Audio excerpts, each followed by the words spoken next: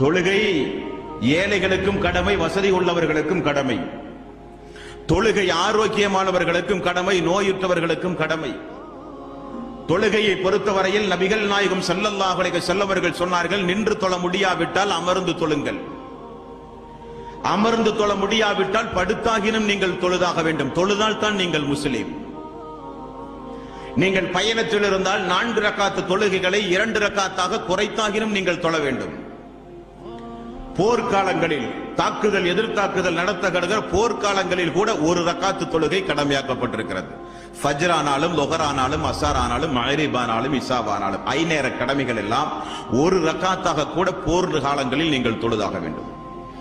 இப்னு மஸ்ஊத் ரலியல்லாஹு அன்ஹு அவர்கள், இப்னு அப்பாஸ் ரலியல்லாஹு அன்ஹு அவர்கள் எல்லாம் சொல்லுகிறார்கள், என்றைக்கு அல்லாஹ் போர்க்காலங்களில் நீங்கள் தொழுதாக வேண்டும் என்ற ஆயத்தை இறக்கினானோ அத்தோடு இந்த உலகத்தில் யாருக்கும் தொழுகையை விட அனுமதியே கிடையாது என்றார்கள் சஹாபாக்கள். அந்த அளவுக்கு மிக முக்கியமான ஒரு கடமை தொழுகை என்பது. எந்த ஒரு காரணத்தையும் கூறி தொழுகையை விடுவது மார்க்கத்தில் அனுமதியே கிடையாது.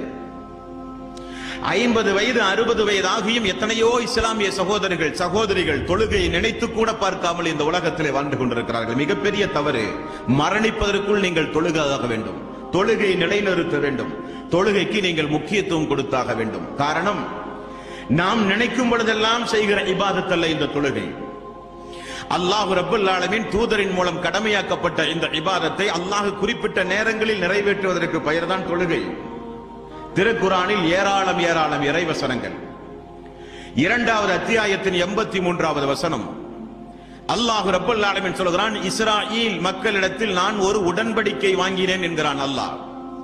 வைத் அகதுனா மீசாக பனி இஸ்ராயீல், இஸ்ராயீல் மக்களிடத்தில் நான் ஒரு உடன்படிக்கை வாங்கினேன். என்ன உடன்படிக்கை? லா தஅபுதூன இல்லல்லாஹ், என்னை தவிர நீங்கள் யாரையும் வணங்கக்கூடாது. வபில் வாலிதைனி இஹ்சானா, பெற்றோர்களிடத்தில் நீங்கள் நீதமாக நடங்கள். வதில் குர்பா வல் யதாமா வல் மசாகீன் வகூலு லின்னாஸி ஹுஸ்னா வ அகீமுஸ் ஸலாத், நல்லவற்றை பேச வேண்டும், பரஸ்பரம் மக்களுக்கு நன்மையை ஏவ வேண்டும், தீமையை தடுக்க வேண்டும். வ அகீமுஸ் ஸலாத், நீங்கள் ஒவ்வொருவரும் தொழுகையை நிலைநிறுத்த வேண்டும். இஸ்ராயேல் மக்களிடத்தில் அல்லாஹ் ரப்பல் ஆலமீன் வாங்கிய வாக்குறுதி. முற்சென்ற சமூக மக்களுக்கு கடமையாக்கப்பட்ட இபாதத் இந்த தொழுகை. தொழுகை என்பது எல்லா மனிதர்களின் மீதும் கடமையாக்கப்பட்ட இபாதத். மறுமை நாளில் எல்லோரிடத்திலும் கேட்கப்படுகிற கேள்வி தொழுகையை குறித்து. நோன்பு உடல் ஆரோக்கியமான மக்களிடத்தில் தான் அல்லாஹ் விசாரிப்பான். ஜக்காத் வசதியுடைய மக்களிடத்தில் அல்லாஹ் விசாரிப்பான். ஹஜ்ஜை குறித்து அல்லாஹ் மறுமை நாளில் விசாரிப்பது உடல் ஆரோக்கியமும் வசதி வாய்ப்பையும் யார் ஒருங்கி